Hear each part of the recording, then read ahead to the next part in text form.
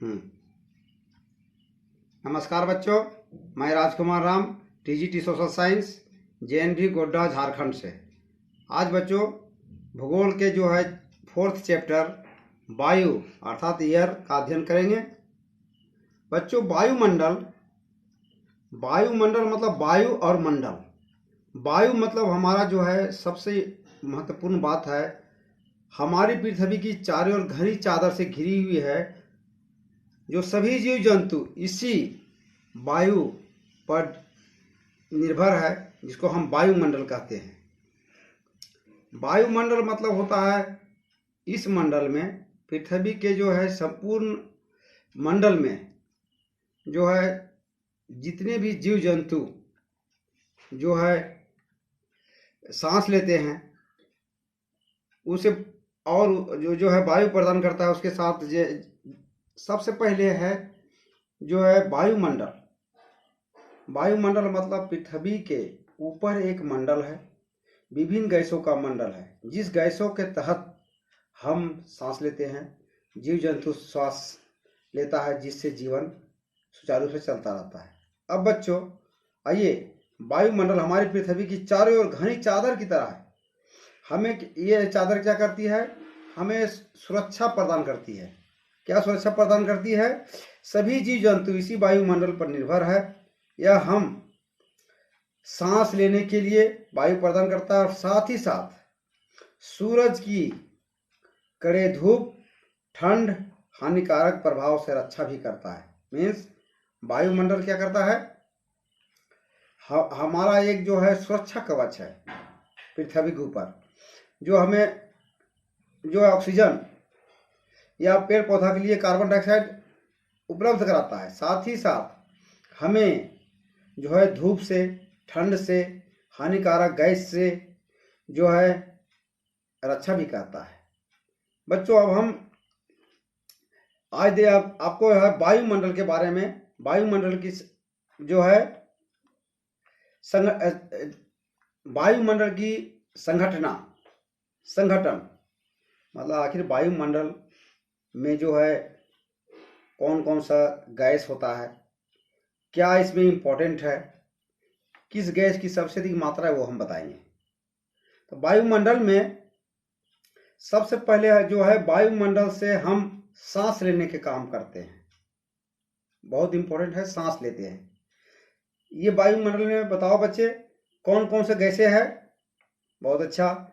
इसमें से आपने बोला nitrogen, oxygen, carbon dioxide, helium, organ, hydrogen एवं धूलकण भी होते हैं। बहुत अच्छा। सबसे अधिक गैस किसका है? तो सबसे अधिक गैस नाइट्रोजन का होता है 78%। उसके बाद ऑक्सीजन का नंबर आता है। तो इस तरह से बच्चे हम ऑक्सीजन के साथ नाइट्रोजन को, जब हमारी श्वसन क्रिया होती है तो ऑक्सीजन के साथ हम नाइट्रोजन भी लेते हैं, लेकिन बाद में हम नाइट्रोजन को पुनः छोड़ देते हैं। तो बच्चों अब देखिए, ये चित्र है आपके स्क्रीन पर है, इसमें देखिए कितनी परसेंट है। जैसे देखिएगा नाइट्रोजन 78%, कार्बन डाइऑक्साइड 0.03%, ऑर्गन। इस तरह से बच्चे जो है ये क्या है? हमारा वायुमंडल की संगठन है, कंपोजिशन ऑफ द एयर मतलब एटमोस्फेयर। अब इसी में जो है हम आगे 2-3 इंपॉर्टेंट बात बताएंगे आपको। जो पेड़ पौधे होते हैं जो वायुमंडल से, पेड़ पौधे जो वायुमंडल से नाइट्रोजन डायरेक्ट नहीं लेते हैं, वो मतलब वायुमंडल से वो नाइट्रोजन पेड़ पौधे कैसे लेते हैं? जड़ के द्वारा, छोटे छोटे पेड़ पौधे के जड़ों के द्वारा जीवाणुओं से ले सकते हैं। दूसरी बात है, मानव जो है ऑक्सीजन लेता है और CO2 छोड़ता है।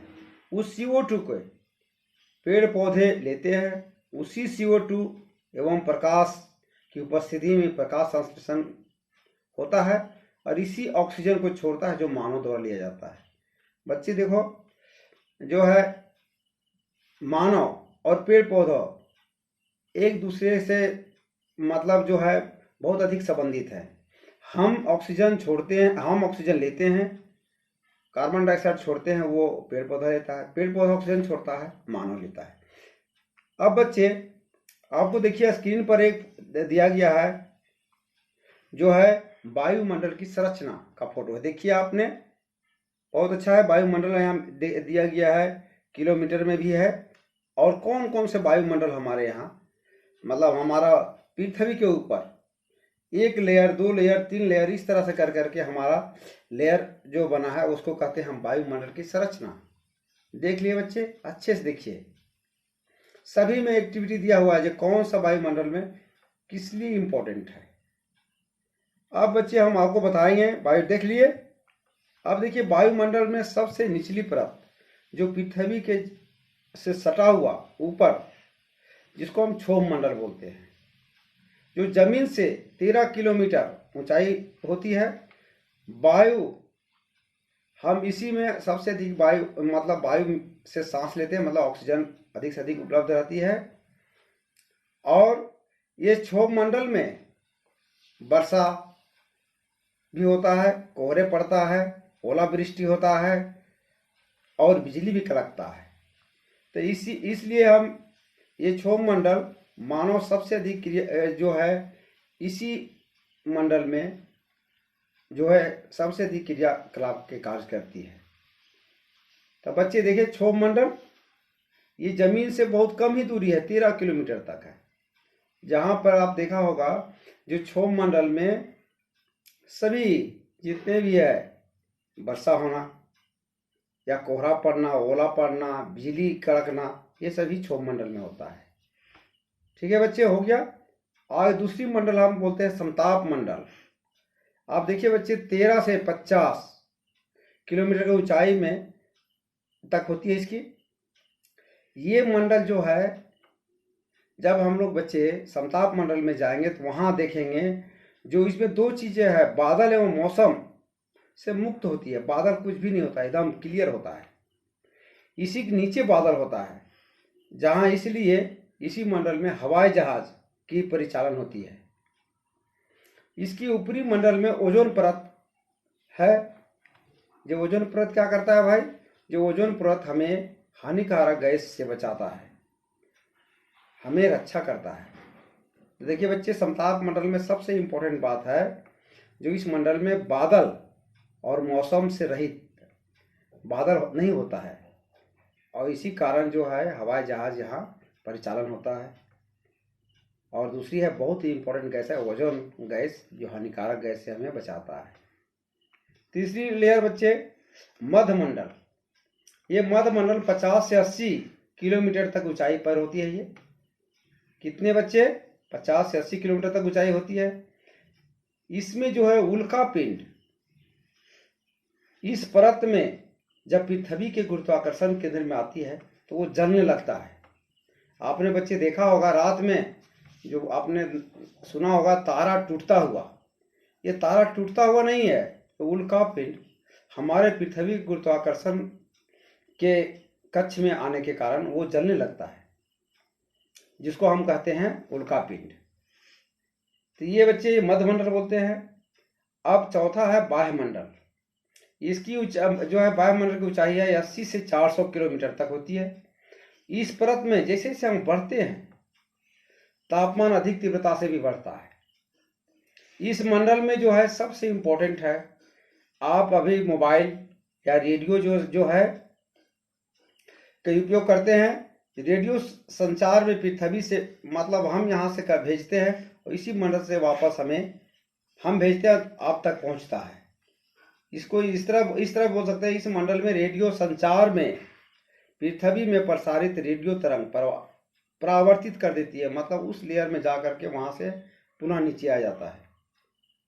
तो ये जो है इस लेयर को हम बोलते हैं जो है मतलब रेडियो तरंग परावर्तित लेयर है।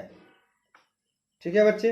अब और एक मंडल है जो है बाहिर मंडल, जो है एक्सोस्फीयर बोलते हैं। ऊपरी परत के साथ वायु बहुत पतली होती है, हल्की गैस जैसी हीलियम, हाइड्रोजन यहाँ तैरती हुई नजर आती है, और आकाश पूरा जो है उधर बहुत पतली है और उधर शून्य है। तो ये जो है आपको हम बताए अभी जो है मंडल की संरचना। मंडल की संरचना के सब जो है मंडल की संरचना। अब बच्चों आपको जो है मंडल की संरचना के बाद आखिर मंडल जो है इसमें मौसम आप देखेंगे बच्चों। आखिर जो है जो मंडल तो हो गया, बहुत अच्छी बात है, समझ में आ गया बच्चे। हम आपको बताए थे दो चीज बताया था हमने आपको। एक बता वायुमंडल की संगठन, इसमें से कौन कौन सी गैसें होती है, और दूसरी वायुमंडल की संरचना, इसमें से कौन कौन से क्रियाकलाप होती है। अब बच्चों अब मौसम के बारे में हम थोड़ा बताते हैं। हाँ बच्चों, हमने तो अभी वायुमंडल की संरचना संगठन पढ़ा, फिर संरचना। अब आइए आपको बहुत इंपॉर्टेंट चीज़ बता रहे हैं मौसम के बारे में। आपने भी जानते होंगे मौसम और जलवायु। तो मौसम क्या है? वायुमंडल की प्रत्येक घंटे तथा दिन प्रतिदिन जो स्थिति होती है उसे हम मौसम कहते हैं। समझे बच्चे? मौसम मतलब प्रत्येक घंटे या मौसम जो है प्रत्येक मिनट, घंटा या दिन प्रतिदिन की स्थिति को हम मौसम कहते हैं। जैसे आपने देखा होगा जो है आर्द्र गर्म मौसम, हवादार मौसम, या ठंडी मौसम, या सुहावना मौसम, तो ये इसको हम बोलते हैं मौसम। ये मौसम जो है ऐसा बोला जाता है जो शहरों में सबसे अधिक जो है तापमान क्यों होता है, मतलब जो है इसलिए बोलते हैं जो है शहर में दिन के समय में एस्फाल्ट से बनी सड़कें एवं धातु एवं कंक्रीट से बना भवन के कारण जो है नगर में तापमान बढ़ रहा है। अब आप जानते हो नगर में क्या है, मेटल रोड होता है, या जो है मेटल का रोड होता है, बहुत अधिक गाड़ियां होती है, सभी कंक्रीट के भवने होते हैं। इसके चलते क्या क्या होता है, वहाँ जो है बहुत अधिक जो है तापमान बढ़ जाता है, जो इसको जो है क्या बोलते हैं, दिन की जो है मौसम गर्म होता है। समझ गए बच्चे? मौसम मतलब ये जो है मिनट, घंटा और प्रतिदिन की स्थिति को हम मौसम कहते हैं। उसी के आधार पर जो है बदलता है बच्चे। अब एक और दूसरी है अतपन। जो अतपन के मतलब होता है जो सूर्य से आने वाला ऊर्जा या सूर्य से आने वाले जो धूप बोलते हैं, किरणें, जिसे पृथ्वी रोक लेती है, मतलब ऊर्जा जिसे पृथ्वी रोक लेती है, जो है जैसे सबसे पहले जितने सूर्य के 100% यहाँ पड़ता है वो हमें 100% नहीं मिलता है, नहीं तो सभी पेड़ पौधे जल जाते हैं। तो सूर्य से आने वाली कुछ को रोक लेता है, उसके हम बोलते हैं अतपन। और सबसे इम्पोर्टेंट है अब मौसम, अतपन, और दूसरी है जलवायु। अब जलवायु क्या कहते हैं बच्चे? जैसे बताओ बच्चे, अभी जो है जलवायु, कौन सी जलवायु चल रहा है अभी? तो आप लोग बोलते हो ना, जो जलवायु होता है जो दीर्घ काल में किसी स्थान की औसत मौसम को जलवायु का दीर्घ काल। हमारे यहाँ जैसे बोलते हैं ना, जो कौन कौन सी गर्म जलवायु है, शरद जलवायु है, वर्षा इस तरह से जो है दीर्घ काल जो 2-3 महीने की होता है उसको हम जलवायु, उसको क्या बोलते हैं? जलवायु बोलते हैं। अब ये जो है जलवायु और औसत का जो मुख्य तत्व होता है उसमें सबसे इंपॉर्टेंट तत्व है वायुदाब। वायुदाब क्या है बच्चे? जिससे जो हमारा जो वजन या किसी हम जो है वायु को भार महसूस करते हैं। जैसे वायु हमारे शरीर पर उच्च दाब के साथ ऊपर से विपरीत बल लगता है। बच्चे जैसे एक एग्जाम्पल देते हैं, जैसे आप खड़े रहने से अच्छा लगता है आपको लेटना, क्यों? क्योंकि जो है विपरीत बल जो है ऊपर से कम लगता है, तो इसीलिए आदमी जो है खड़े में अधिक थक जाता है, लेटे में थोड़ा आराम लगता है। तो ये इसलिए वो उसको हम बोलते हैं वायुदाब। वायुदाब हमारे शरीर पर उच्च दाब के साथ ऊपर से विपरीत बल लगता है। अधिक तापमान वाला क्षेत्र में वायु गर्म होकर के उठती है। देखोगे जैसे जो है निम्न दाब, जहाँ जो है जहाँ अधिक तापमान होता है वहाँ जो है सबसे अधिक गर्मी होने के कारण वहाँ का हवा ऊपर उठने लगता है, उसको हम बोलते हैं निम्न दाब। और इसी के चलते जो है कभी कभी क्या है, निम्न दाब से निम्न दाब के ऊपर हवा जाता है तो उसको भरने के लिए जो है उच्च दाब की हवाएं आती है, जिसको हम तूफान भी बोलते हैं, आंधी भी बोलते हैं। समझ गए बच्चे। अब आगे देखिए पवन। अब जो पवन जो है पवन के बारे में हम आपको बताएंगे। अभी जो पवन कैसे चलती है, कहाँ कहाँ से चलती है, ये हम बताएंगे अभी। पवन जो है उच्च दाब क्षेत्र में निम्न दाब क्षेत्र की ओर वायु की गति को पवन कहते हैं। उच्च दाब क्षेत्र में निम्न दाब क्षेत्र की ओर उसको हम पवन कहते हैं। और पवन जो है 3 तरह का होता है। पवन मतलब जो है वायु की गति को हम पवन कहते हैं। ये जो पवन है आपने देखा होगा, पवन की गतियां जो है ये 3 तरह के हम पवन को हम बांटते हैं। पहला जो है अस्थाई पवन, मतलब अस्थाई पवन है। ये जो है पूरी वर्ष भर लगातार निश्चित दिशा में प्रवाहित होते रहता है। निश्चित दिशा में, पूरब से पश्चिम जाएगा तो पूरब से पश्चिम, पूरी साल भर एक ही दिशा में प्रवाहित होना, जिसको हम बोलते हैं अस्थाई पवन। समझ गए बच्चे, अस्थाई पवन। अब दूसरी है मौसमी पवन। यह पवन विभिन्न ऋतुओं में, मतलब विभिन्न ऋतुओं में क्या है, दिशा बदलती है ऋतु में। जैसे भारत में क्या है, मानसून पवन है, वो क्या होता है, ये मौसम के आधार पर ये दिशा बदलती है। अरब सागर से जो है गर्मियों में स्थल या जो मतलब भारत की तरफ हवा आती है, और देखो ठंडी में हमारे देश से जो है महासागर की तरफ हवा प्रवाहित होती है। तो इसलिए ये मौसम के आधार पर जो है अपनी मतलब बदलती है, ऋतुओं में दिशा बदलती है। मतलब मौसमी पवन अपनी मौसम के आधार पर दिशा बदलती है, ऋतु के आधार पर दिशा बदलती है। ये इसका एग्जाम्पल है मानसून पवन। अब एक है अस्थाई पवन, अस्थाई नहीं, आपको अस्थाई बताया था ना। अब स्थानीय पवन। स्थानीय पवन वर्ष या दिन के किसी विशेष समय में, दिन या किसी विशेष समय में चलती है। जैसे देखे होंगे समुद्री समीर या लू। अब नॉर्थ इंडिया में गर्मी के समय में एक बहुत गर्म हवा चलता है, जिसको लू बोलते हैं। वो क्या है, स्थानीय पवन है। सभी क्षेत्रों को स्थानीय पवन के नाम से जो है प्रत्येक देश को नाम से जाना जाता है, लेकिन ये है भारत में लू के नाम से जानते हैं यहाँ। और जब है जो समुद्र तटीय प्रदेश है वहाँ समुद्री समीर के नाम से जानते हैं। बच्चे आपको जो है, अब इस हवा में जो हवा चलती है स्थल से समुद्र में, समुद्र से स्थल की ओर, तो इसमें कितनी मात्रा आर्द्रता की होती है। आर्द्रता मतलब मॉइस्चर कितने मात्रा होगा, ये देखना है मेन। जब जल पृथ्वी एवं विभिन्न जलाशयों में वाष्पित होता है, अर्थात वायु में जल की मात्रा कितनी है।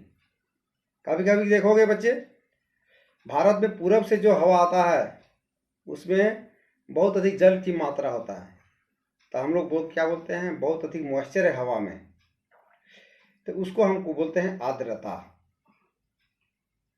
क्लियर हो गया बच्चे, समझ गए। अब बच्चे अब एक बताएंगे, ये जो है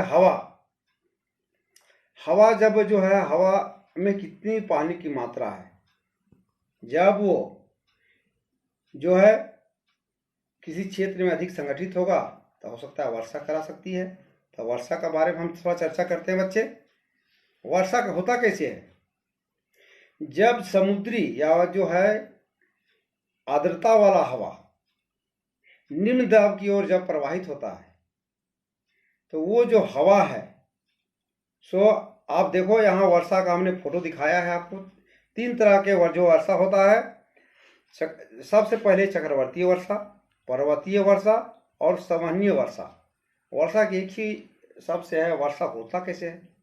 सबसे पहले जब कहीं गर्म हवा ऊपर उठती है, निम्न वायु दाब जब ऊपर उठती है तो उसको भरने के लिए उच्च दाब समुद्र से आता है। तो उस हवा में क्या है?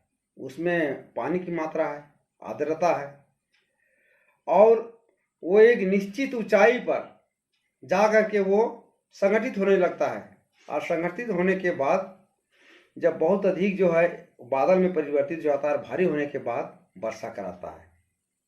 इस तरह से भारत में वर्षा होता है। ये 3 तरह का वर्षा है। तो बच्चों ये जो है आपने जो है सबसे पहले आपने अच्छे तरह से अध्ययन कर लिया होगा। अब हम बच्चे हम शुरू से चलते हैं बच्चे। अब शुरू में हम चलते हैं सबसे।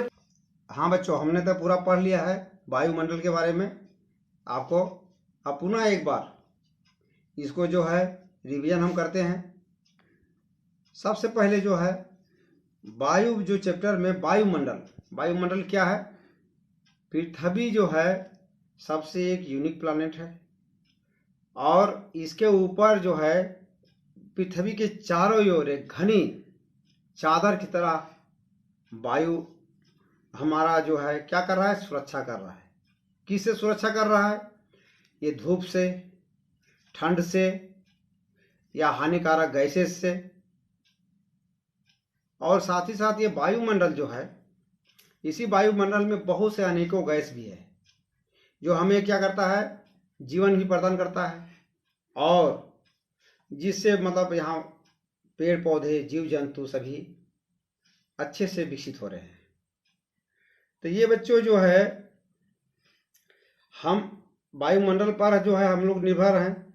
अब ये जो आपको बताया था वायुमंडल की संरचना, वायुमंडल की जो है संरचना, आखिर इसका निर्माण संरचना कैसे हुआ? हमारा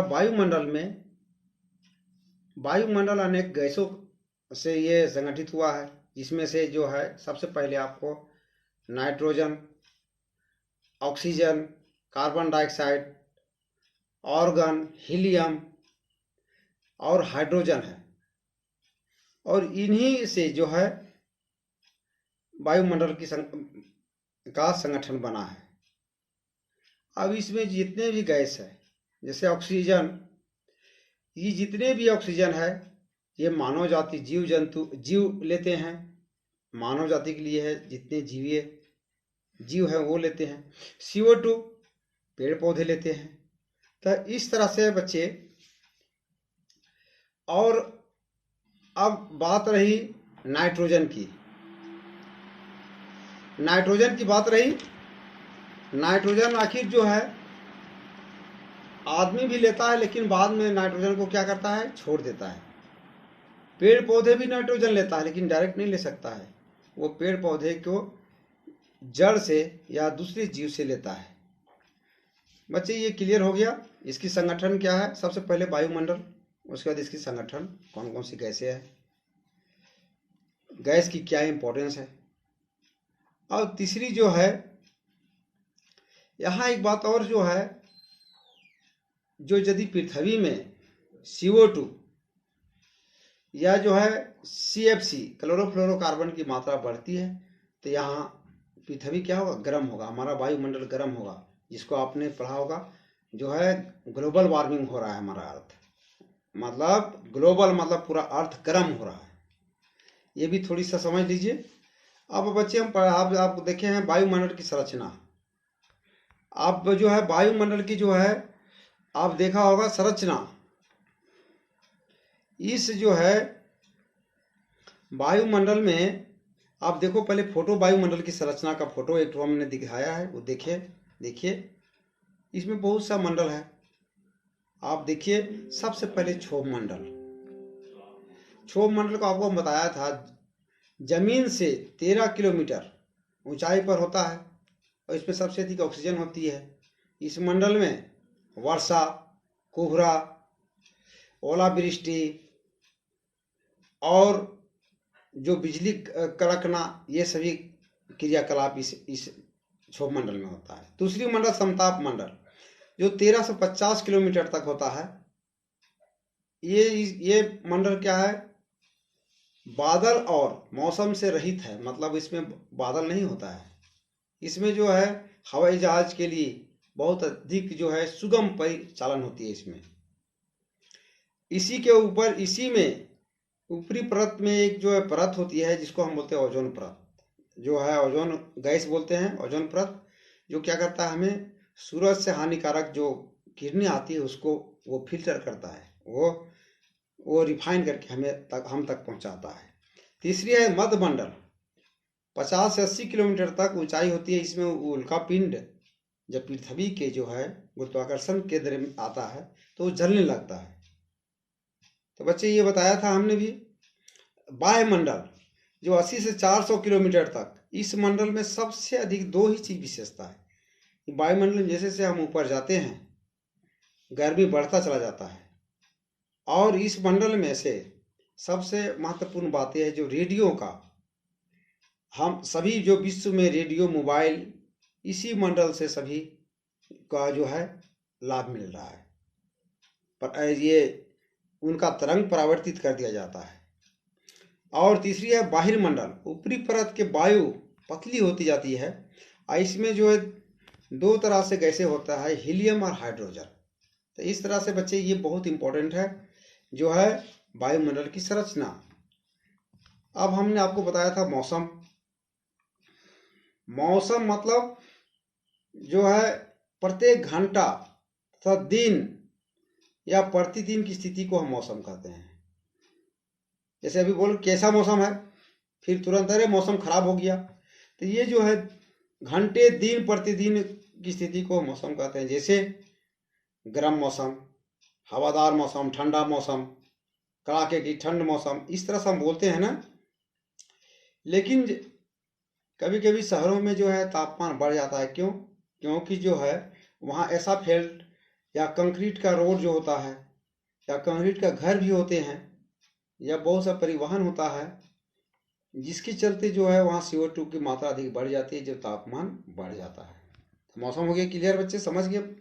अपतन, सूर्य से आने वाली ऊर्जा जिसे पृथ्वी रोक लेती है, सभी जो है किरणें को यहाँ नहीं पड़ने देती है, कुछ को रोक करके वहाँ फिल्टर करके यहाँ पड़ने देती है जितना हो सकता है। तीसरी जलवायु, मौसम के बाद जलवायु भी आता है।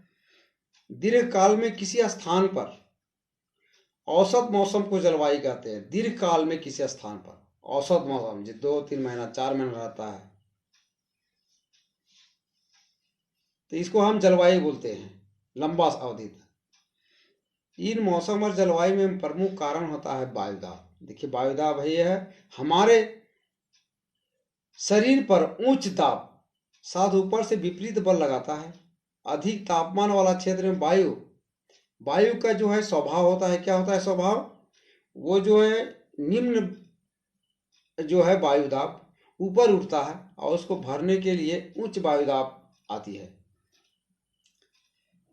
जिसे ऊपर उठती है जिसे निम्न दाब कहते हैं। निम्न दाब हमेशा ऊपर उठता है और उसको भरने के लिए उच्च दाब आता है।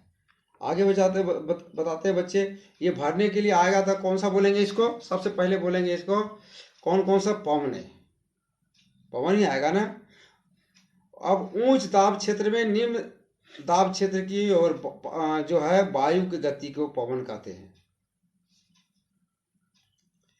ये क्या करती है, कभी उच्च दाब जो है निम्न दाब, और उच्च दाब का जो है निम्न दाब ऊपर जाती है और भरने के लिए इसी क्रिया के कारण पवन का परिचालन होता है। ये पवने भी 3 तरह के हैं, देखो मैप में दिया हुआ है, इसमें बहुत अच्छा है, वर्ल्ड का ये है। अब 3 तरह के होता है पवन, जिसको प्रथम बोले थे अस्थाई पवन। यह अस्थाई पवन क्या है बच्चे, जो वर्ष भर लगातार एक ही दिशा में चलती हो, उसे अस्थाई पवन बोलते हैं। दूसरा है मौसमी पवन। यह पवन विभिन्न ऋतुओं में, ये क्या है, ये ऋतु के अनुसार अपना जो है दिशा बदल देती है। इसका एग्जाम्पल है मौसमी पवन भारत के। क्लियर हो गया बच्चे? मौसमी पवन से आप तो बहुत आप जानकार हो गए। तीसरी पवन है अस्थाई पवन। स्थानीय पवन, यह वर्ष या दिन के किसी विशेष समय में चलता है। दिन या रात या किसी विशेष समय में चलता है। जैसे आपने पढ़ा होगा समुद्री समीर या लू, जो नॉर्थ इंडिया में गर्मी के समय में जो गर्म हवा चलता है उसको लू बोलते हैं। और समुद्री समीर जिसको बोलते हैं, जो है जिसको जो है समुद्री समीर जो है समुद्र तट क्षेत्र में ये प्रवाहित होता है, जहाँ समुद्र और स्थल है। आगे बच्चों, ये है आर्द्रता। अब ये जो पवन में आखिर मात्रा कितनी पानी का होता है उसको हम आर्द्रता बोलते हैं। जब जल पृथ्वी या विभिन्न जलाशयों में वाष्पित होता है, अर्थात वायु में जल की मात्रा को आर्द्रता कहते हैं। देखो बच्चों, ये है यहाँ पे आप देखा होगा, जब जो जल होता है, जो है हवा में कौन कौन सी हवा में कितनी जल की मात्रा है नहीं है, उसको हम क्या बोलते हैं? आर्द्रता बोलते हैं। अब जो है आर्द्रता से क्या होता है, जब निम्न दाब उच्च दाब काफी हलचल हो जाता है तो वहाँ वर्षा होती है। अब बच्चे, ये वर्षा जो है आपके बुक में दिया हुआ है, ये 3 तरह से वर्षा होता है। सामान्य वर्षा, पर्वतीय वर्षा और चक्रवातीय वर्षा। ये मैप में दिया हुआ है। जब निम्न वायु ऊपर उठती है तो उसको भरने के लिए समुद्री या आर्द्रता वाला या पानी वाला वायु उसको पूरा करता है। अब पूरा करने के चलते उसी के सहारे जब ऊपर उठता है और कुछ जो है जब ऊंचाई पर पहुंचता है तो वो ठंडा हो जाता है। और ठंडा होने से वो सभी वायु जो है कॉम्पैक्ट होकर के बादल का रूप बनने लगता है। और बादल का रूप जब बहुत अधिक संगठित होगा तो वो बादल जमीन के गुरुत्वाकर्षण बल से जो है पानी नीचे आने लगता है, जिसको हम वर्षा कहते हैं। तो बच्चे, इस तरह से आप अच्छे से तरह से जो है समझ गए होंगे। और इसको कल आप गृह कार्य के लिए इसे अभ्यास पुस्तिका के जितने प्रश्न दिए हुए इसको करके लाइएगा। धन्यवाद।